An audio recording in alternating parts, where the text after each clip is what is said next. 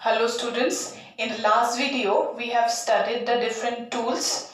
Under the tools we have started the enzyme, and in the enzyme part we have completed lysing enzymes and we have just started the restriction enzymes. In this video we will see the restriction enzymes, its characteristics, its types. Then after that we will see some another types of cuts and some examples. So first of all, let's just see some points. They are important. Let's just see this restriction endonucleases, or first of all restriction enzymes. How many types of restriction enzymes we have till now? So till date, around more than 900 restriction enzymes are isolated from around 230 strains of bacteria. So around 900 different restriction enzymes are still available. Now just see restriction enzymes, they are belonging to the group of nuclease enzymes. So we know what is the nuclease enzyme. The nuclease enzyme can break or can cleave the genetic materials. They are DNA and the RNA. Now this nuclease enzyme, they will break the nucleic acid. So DNA and RNA will be the example. Now what are the types of restriction enzymes? We have two type of restriction enzymes. They are exonuclease and endonuclease. As the name suggests, if you see the exonuclease, it breaks the terminal bonds of the DNA. Suppose this is the DNA fragments, it will cleave these segments and we will get this half like this. Okay, so actually terminal, this is one just nucleotide will be left out and it will break at the terminal site. Okay, now if it is the endonuclease, then it breaks the internal bonds of the DNA, and internal bonds means it will break exactly in the middle or in the sides also it will be possible, but it will break the DNA fragment into two halves. Okay, not on the terminal ends, right? So in the biotechnology, the exonuclease will not have that value, but yes, most of the endonucleases, they are used. Okay, and even from the endonucleases, various types of endonuclease are available, like the endonuclease type 1, type 2, type 3, etc. And from the endonucleases, type 2 endonuclease are generally used because only it can able to check the palindromic sequence. Now, what is palindromic sequence? See, the restriction enzymes identify the specific palindromic sequence or palindromic site or the recognition site. These DNA segments, they cut by the restriction enzymes are palindromic. That is, the nucleotide sequence which reads in the same or in the both strands when read in the same direction, that is known as the palindromic sequence. You can make a star here. This is going to be very much important. In the examination, it can be asked like what is the palindromic sequence or what is palindrome, and in the palindromic sequence, in between the which two nitrogenous base pair that specific endonuclease can cut or can identify. This type of questions are generally asked. So I can give you the meaning of this line, that red colored lines. I will tell you what is that. Okay, suppose here we have a strands of DNA. So 1 prime, this is the 5 prime, this is the 3 prime end, and this is the 3 prime, and this is the 5 prime end. Okay, so what is 5 prime and what is 3 prime? I hope you know. So just see, we have the nitrogenous base pairing. Suppose here we have GAATTC. Okay, and in this suppose complementary strand, what we are going to have in the complementary side, on the opposite direction of G we will have C, in the opposite direction of A we will have T, in the opposite direction of A we will have T, binding with T we will have A, binding with T we will have A, and binding with C we will have the G in the opposite strands, that is in the 3 prime 5 prime end. Okay, now this one is a palindrome.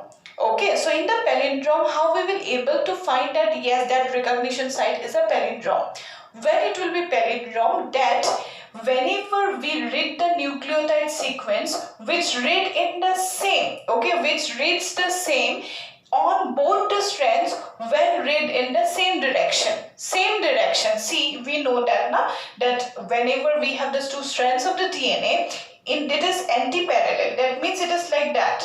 Okay, these are anti-parallel. Okay, so this is the head. Suppose this is the tail and this is the tail. This is the head.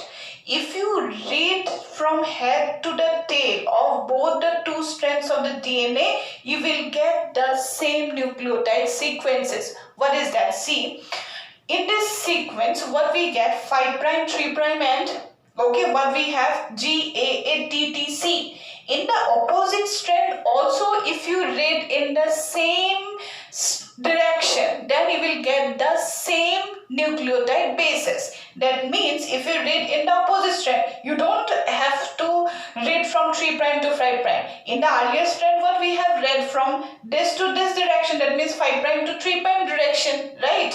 In this opposite strand, also you have to read in the same direction, that means from 5 prime to the 3 prime.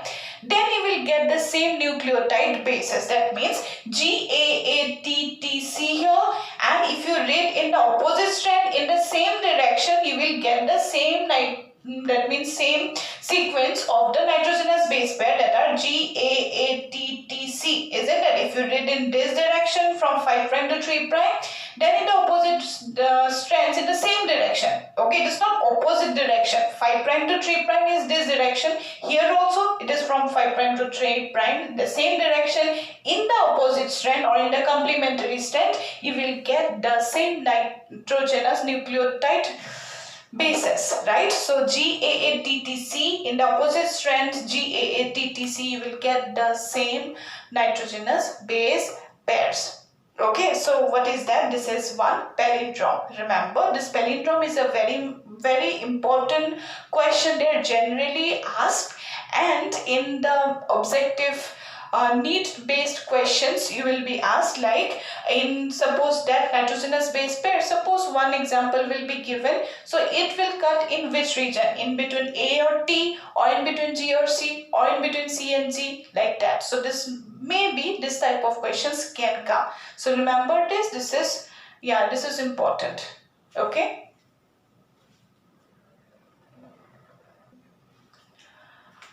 After that, let us see if it comes to the restriction enzymes, restriction endonuclease we are going to discuss now. In case of the restriction endonuclease, they are going to have two types of cuts. That means it can break the nucleotide in specific recognition site, and it can form two types of ends. One is known as the blunt end and another is known as the sticky end. So what is the blunt end and sticky end? This is also one very much important question. It can also come. This is very much important question. See, if it comes to the restriction endonucleases, they always cut at specific restriction site, making the two types of cuts. What are they? One is the blunt end and second one is the sticky end. Also, the other names you have to remember: blunt or the flush end, sticky, staggered or cohesive ends. These are the two type of cuts we have. Now just see, we have one example. Okay, the sequence is GAATTC on both the two strands in the same direction. If you read, then you will get the same nitrogenous base pair. So this is one palindrome, right? Now you just see here. You know that, remember that here we have one bond, this is the phosphodiester bond, and here this is the hydrogen bond, right? Now its specific location, that means its recognition site is in between A and T. Okay, in between A and T, that specific restriction endonuclease, it can check in the palindrome and it will cut the DNA sequence or the gene fragment in that same direction in between A and T. Okay, of C, both the two strands of the DNA are cut at the same location. Here this is one location, and in opposite direction this is the same location or not? It's the same location. and only the phosphodiester bond are broken. So that means only this bond will be broken, not in the inside, in between the nitrogenous base where we have those hydrogen bond. Those hydrogen bond will not have any breaking. So whenever it cuts, then what will happen? After that, what the cuts look like? So the cuts will be like this, isn't that? Like this. Okay, this is the 5 prime, this is 3 prime, this is 3 5 5 prime, 3 prime, 3 prime, 5 prime, right? So on both these two strands, what we are going to have GAA, and here what we are going to see CTT. Here we are going to find TTC, and here we are going to have AAG, right? So this way we are going to have the blunt ends. That means on the other side, if you see the strands, then the strands will be like this. The ends are blunt ends because both the two ends, they are in the same location. Okay, so this will form the blunt end. So this is one type of restriction endonuclease which can form the blunt end. Next one, if you see the sticky end, what is the sticky end? Both the strands of the DNA are cut. Here also both the strands were cut. Here also the both strands will be cut. Of different locations. See, here it was on the same location, A and T, and here it will be on the different location, forming a short and a longer strand. Okay, so here it will form a short and another one is the long end. Now here it will form the blunt end. Here you just see, here the restriction site, or sorry, recognition site. So recognition site is GA. Okay, so here it will find in between G and A. So here it will find GA. Here also it will find GA. Okay, so obviously it will be in a different location or not, right? So what will happen here, whenever the strands will be cut, it's not like only the phosphodiester bond has been broken. Yes, this phosphodiester bond is already broken, but along with that, in between them, there's hydrogen bonds. This. AATT. In between this AATT, that means AT, AT, TA, TA. In these regions, in between this, the hydrogen bonds will be also broken. So if you get the ends later on, what are those fragments look like? From here, G will be there. Okay, on in this side you will have C. Then this nitrogenous base pair will be like hanging, like CTTA, right? This is one strand, and in this another strand, what we are going to have after that is it? This is ATTC, and here you will get G, right? So these two strands, this is 5 prime, this is 3 prime, this is 3 5 5 3 3 and 5 prime, right? So this type of ends, what we can see, this is one short arm, another is the long arm, isn't that? Here in the sticky ends, not only the phosphodiester bond, yes, phosphodiester bond is already broken, but along with that, hydrogen bonds are also broken or not. That means this one is the phosphodiester bond and this one is the hydrogen bond. So hydrogen bonds are already broken. Along with that, phosphodiester bond is also broken. That form the sticky end, and if it comes to this blunt end, only the phosphodiester bond will be broken, but not the hydrogen bond. I hope you remember that. It's very much important. Now the examples will be needed, that which endonuclease will form what type of end. This will form blunt end or this will form sticky end. So this is one very important thing. After that, we will see the naming. That means one example we got, that is Hind2. That was the first restriction endonuclease that was discovered. So this three scientists, Wilcox, they developed, Cayley and one scientist, they discovered the first restriction endonuclease enzyme, that was Hind2 or Hind2. So how this naming, or what is actually the procedure or the technique or the rule by which we can give the names, right? So we will see the naming, that means the rules for naming the restriction endonuclease. So let's just see.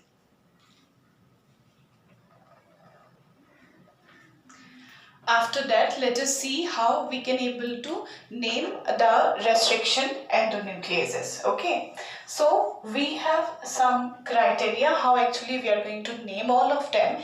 I have given 4 examples. You will understand from these 4 examples. So just see how we can able to get these letters. Okay, so we have the HindII2, which is the first discovered endonuclease, then EcoR1, EcoR2, then BAMH1. These are the different type of restriction endonuclease enzyme.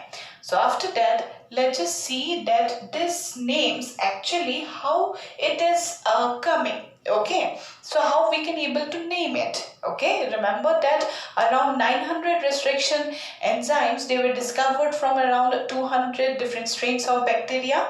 So what are they? Actually, those bacteria's scientific names are taking in consideration, and after that we will name the different restriction enzymes. So let us see what are they. First of all, the first letter. Okay, so you just see the first letter of the restriction endonuclease or the restriction enzymes.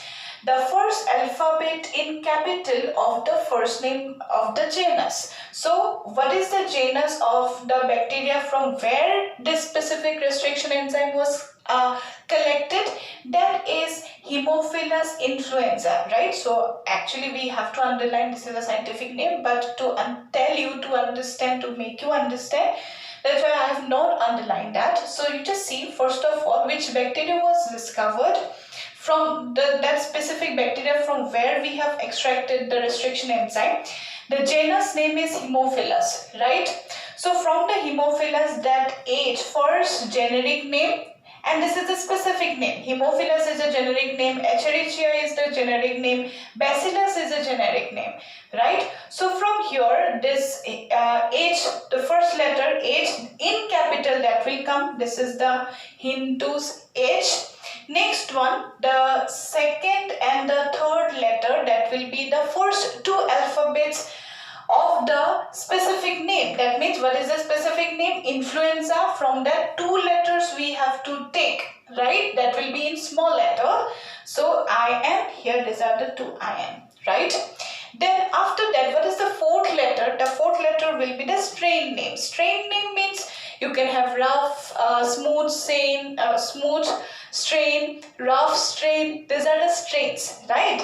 So the 4th letter, so here this is the D. D is the 4th letter. So this 4th letter will come from the strain name, right? So here the strain name, here it is the D. R we have not taken in consideration. Maybe that R was discovered or it was taken already. So that's why I have not taken.